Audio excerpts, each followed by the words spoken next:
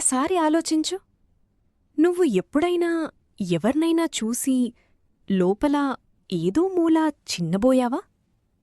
వాళ్ల సక్సెస్ చూసి నీ ప్రోగ్రెస్ చప్పగా అనిపించిందా? అది కంపారిజన్. కాని విను, కంపారిజన్ నీ శత్రువా లేక నీ ఆయుధమా?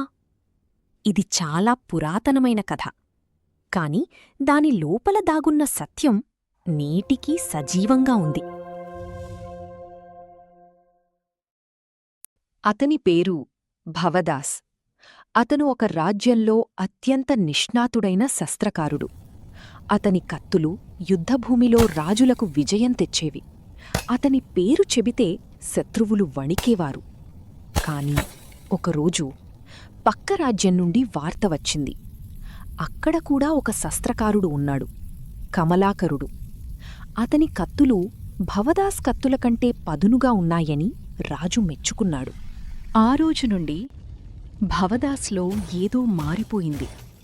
రాత్రిపూట నిద్రపోలేదు, పగలు పనిచేయలేకపోయాడు. ప్రతి కత్తి చేసేటప్పుడు కమలాకరుడి పేరు మనసులో మెదిలేది. అతను వేగంగా పనిచేయడం మొదలుపెట్టాడు, కాని నాణ్యత తగ్గింది. అతను ఎక్కువసేపు పనిచేశాడు, కాని ఏకాగ్రత పోయింది. ఒకరోజు రాజు భవదాస్ దగ్గరికి వచ్చాడు. కొత్తగా చేసిన కత్తి చేతిలోకి తీసుకున్నాడు.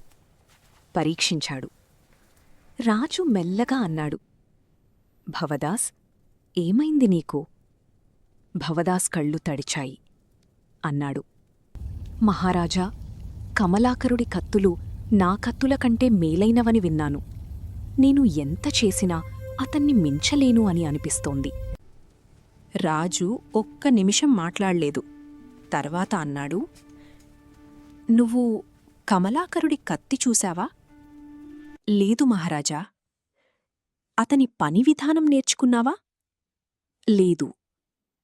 మరి నువ్వు అతనితో పోల్చుకున్నావు, కాని అతని నుండి నేర్చుకోలేదు.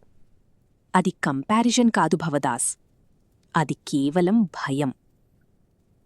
రాజు కొనసాగించాడు, కమలాకరుడి దగ్గరకు వెళ్ళు. అతని పని చూడు.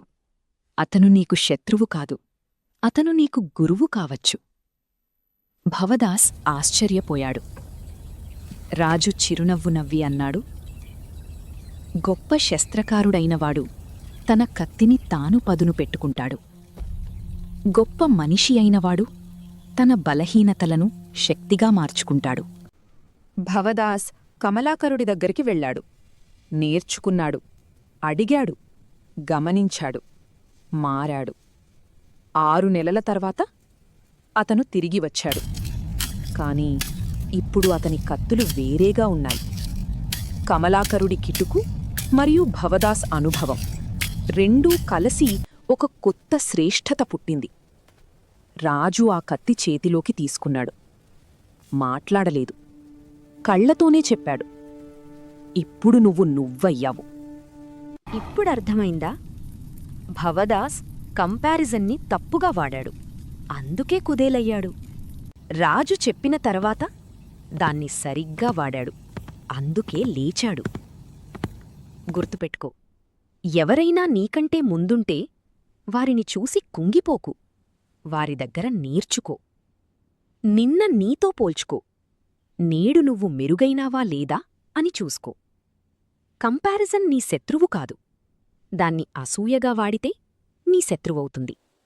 దాన్ని అద్దంలా వాడితే నీ గురువవుతుంది. ప్రపంచంలో అత్యంత శక్తివంతమైన పోటీ నీతో నీకే. నిన్నటి నిన్ను దాటు, అదే గెలుపు. ఈ కథ నచ్చిందా? అయితే ఒక్క పని చెయ్యి, ఈ వీడియోని ఒక్కరికి షేర్ చెయ్యి. ఎవరైతే ఇప్పుడు ఎవరితోనైనా పోల్చుకుని కుంగిపోతున్నారో వారికి ఈ కథ కావాలి.